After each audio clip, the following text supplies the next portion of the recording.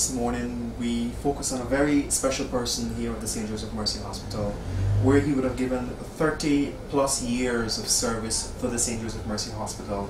And as we know, St. Joseph Mercy Hospital this year is celebrating 73 years. With me this morning I have the Administrative Associate of the St. Joseph Mercy Hospital, Mr. Mohamed.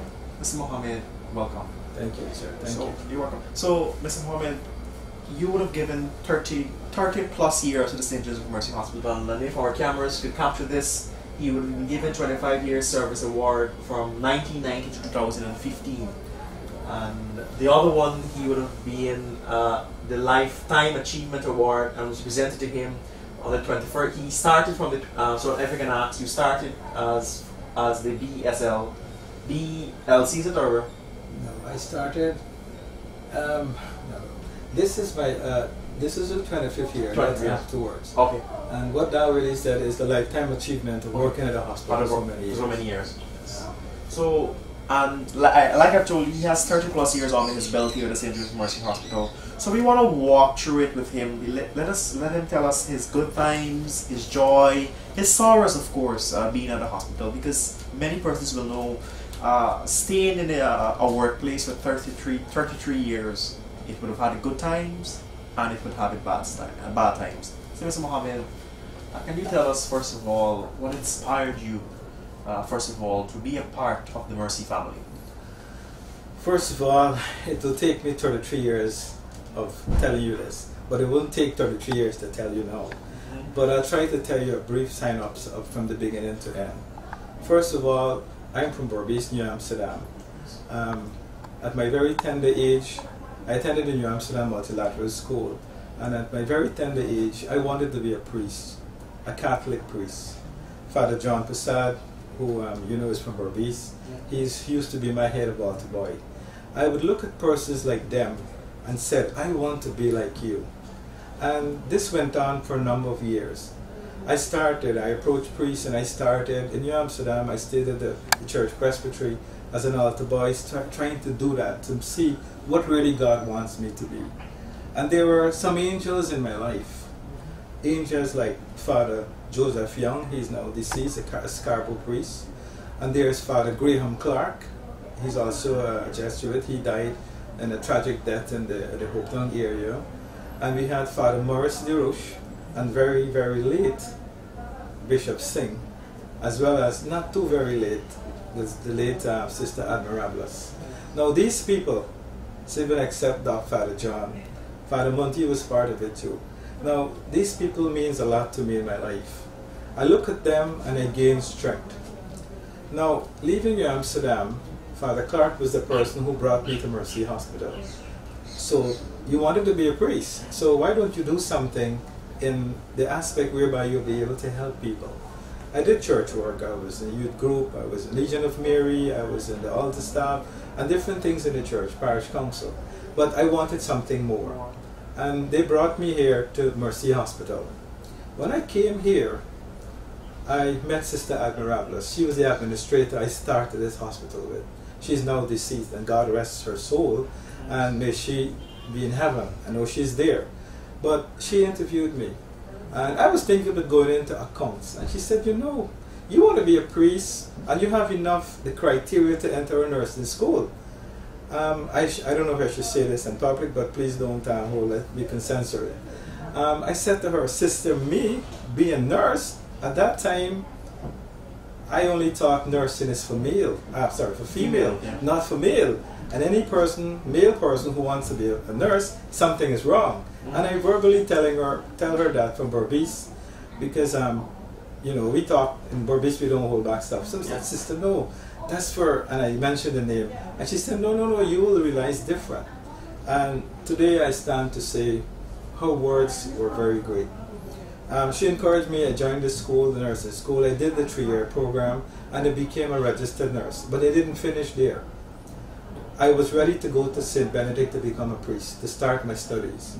And before I did the formal registration, I said to Bishop Singh then, I said, Father, you know, I finished here. And at that time, my wife, Kim, she was a patient. I know it's not recommended that you get involved with your patients where you work, but she was a patient here, and she was a different girl. I've known many girls in my life from the church and everywhere else, but this one was different. Mind you, I want to become a priest, and priests can't get married. Yes. But here it is, this girl made a difference in my life. So I went to Bishop Singh and I said, Father, you know, I saw this girl and she something different happened in my life. And Father Bishop Singh's word was, Terry, you know, my son, God has a plan for every one of us. And you need to follow your heart. If you want to be a priest, and if God wants you to be a priest, He will bring you into His flock. Go. See the girl, meet her, get to know what God wants you. And if really that is, you'll come back. So I went, I met her, we got engaged with each other. For like about 3 years after, I went back and I said, Father, you know, I'm now married and I have 2 beautiful girls, Gabrielle and Danielle. And he met my wife and stuff like that. But I stayed on at Mercy Hospital. And through the years, Bishop Singh has been very, I would say he was one of my role models. Dr. Sewar, yeah. Dr. Sewar, Mr. Sewar and Bishop Singh, they had closeness. To me, when you see Sewar, you see Bishop Singh, people take them for brother. And, you know, if I have problems, I would call him and he would give me words of comfort. And up to the time of coming into administration, which I'll tell you later, before I come here, or before I came here, I asked Father, what you think? And he said, you know what? God has given you more blessings to serve more people. And I didn't see it like that at the time. But now I'm seeing He's dead and gone. I keep praising and thanking God for Him every day. But after becoming, getting married to my wife and stuff like that, I continued at Mercy Hospital. I worked in the operating theater. I was the only anesthetist then.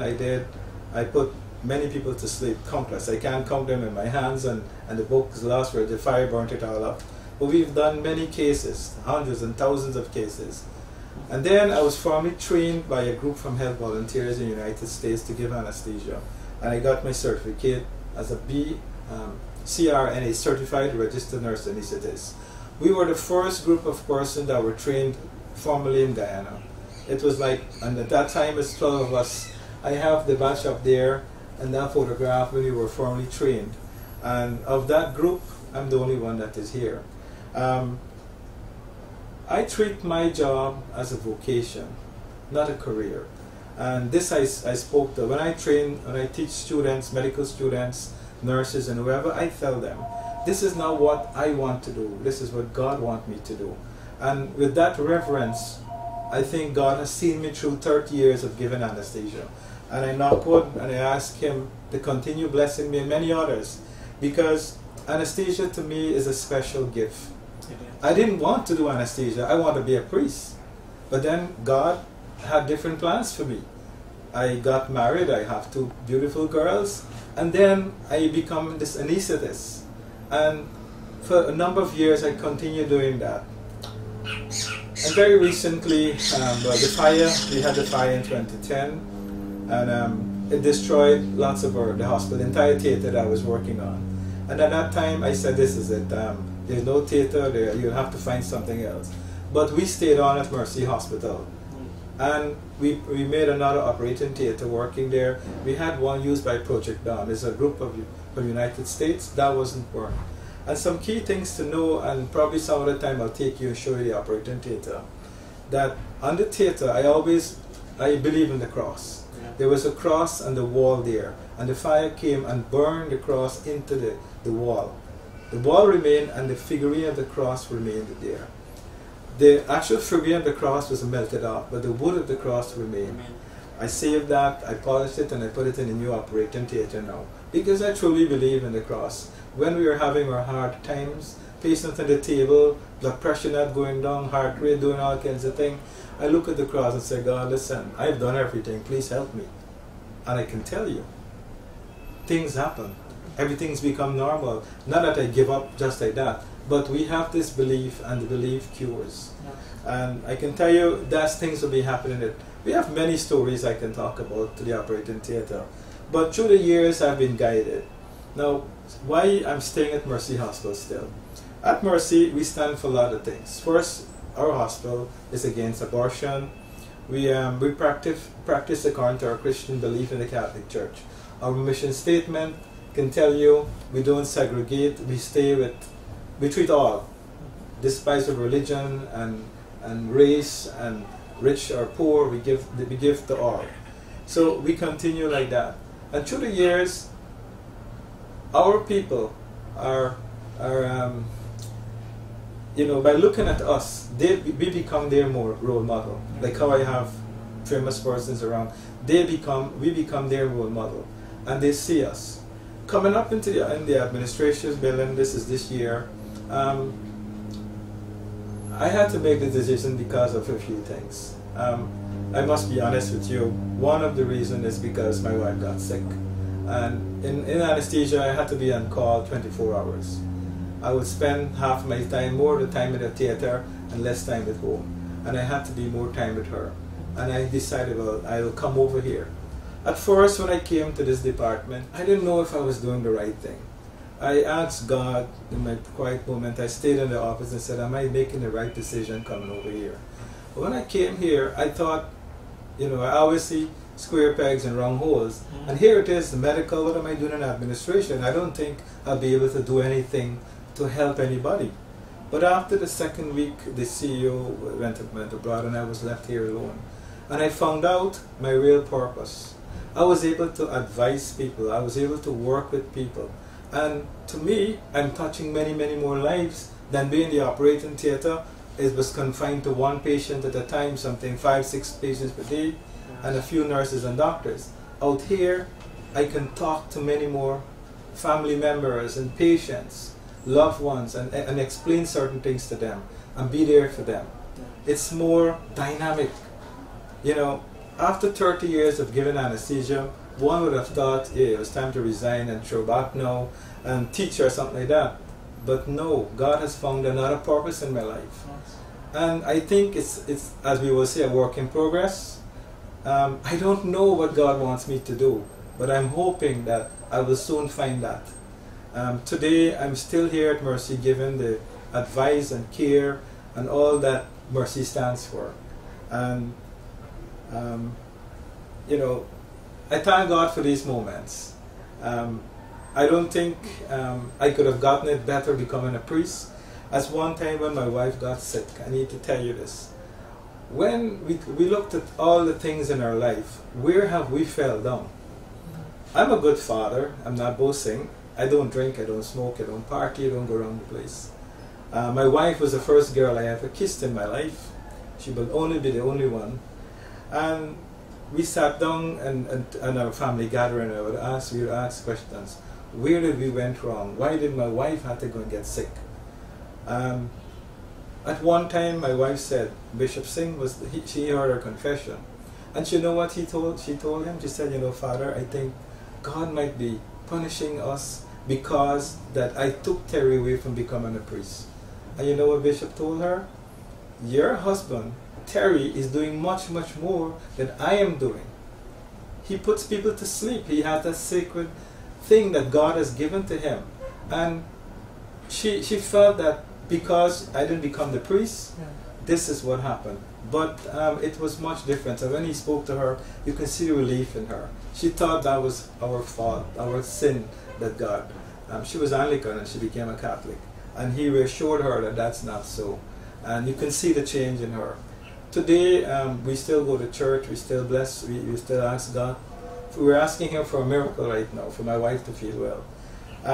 One thing I wanted to share with you, I don't know if we should do this, but Bishop Singh, moments before he died, let's say about 4 weeks before he died, I went to visit him. He was at home still, 3 weeks. And we were talking, and he was good then, and he was able to make jokes and smile with me. And he said, Terry, I want to give you this gift. And I said, gift, Father, it's okay, no. He said, no, I want you to have it. And Father has given me four luminous rosary. Now, and he blessed each one of them. This is for your wife, Kim, and he blessed it, and he called her name. He blessed the one for Gabrielle and Danielle and myself. He gave us 4. Now, coming away from him, I had 4 rosary for my family. Coming away from his meeting, there was a person who was really sick and depressed, and he was really crying out to me. And at the time, I thought giving him a rosary was the best thing. I give him my rosary, the one that Father gave to me with my name. I didn't realize that what I was doing was symbolic. I give him my rosary, and I said, you know what, this is blessed. Pray and ask God to help you. He immediately put it on his neck, and he went. He didn't wait for money, he just went. I don't know if it saved his life. But attending Father's funeral 2 days ago, I saw him on that coffin with one identical rosary in his hands, and he was buried with it. And it touched me to the sense that my skin grew. I said, oh my God, now I remember Father gave me 4 rosary with 4 names in it, and I gave away one of them. And I longed at that time. I said, please, I will do anything to get another one from him, or that came from him. I didn't say this to anyone, but towards the end of the sermon, I went to visit his family, his 2 sisters. And we were talking. I told him, you know, I'll go visit him and do his checks and blood pressure and things like that, and help him with his oxygen and stuff like that. And one of his sisters, without even saying anything, took out the rosary, identically to the one that Father had given to me. And I'm sure it was blessed by him. So I have my 4th rosary again. I don't know if to tell you it's a miracle. I don't know if to tell you but the power of the rosary, but I truly believe that God listened to me.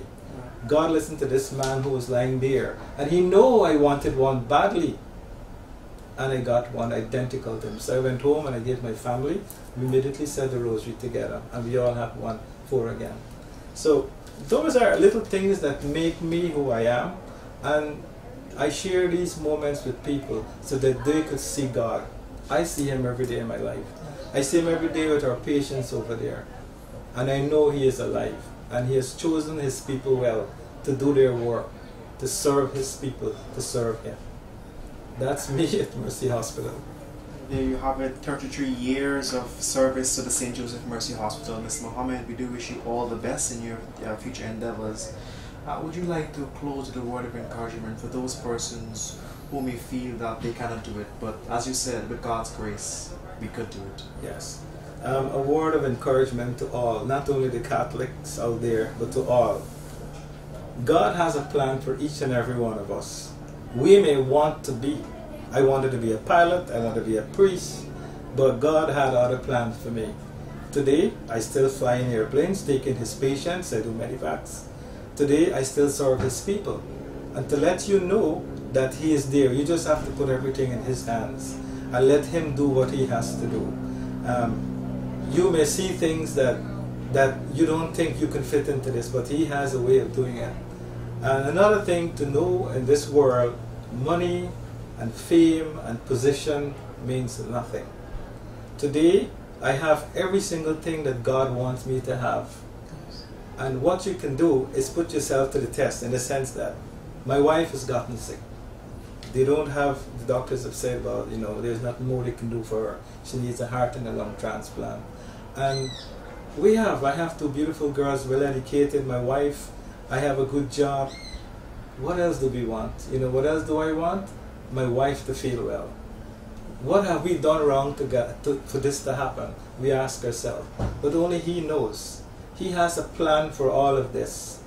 And his plan, we will have to follow one day. So it took me all my years to understand that.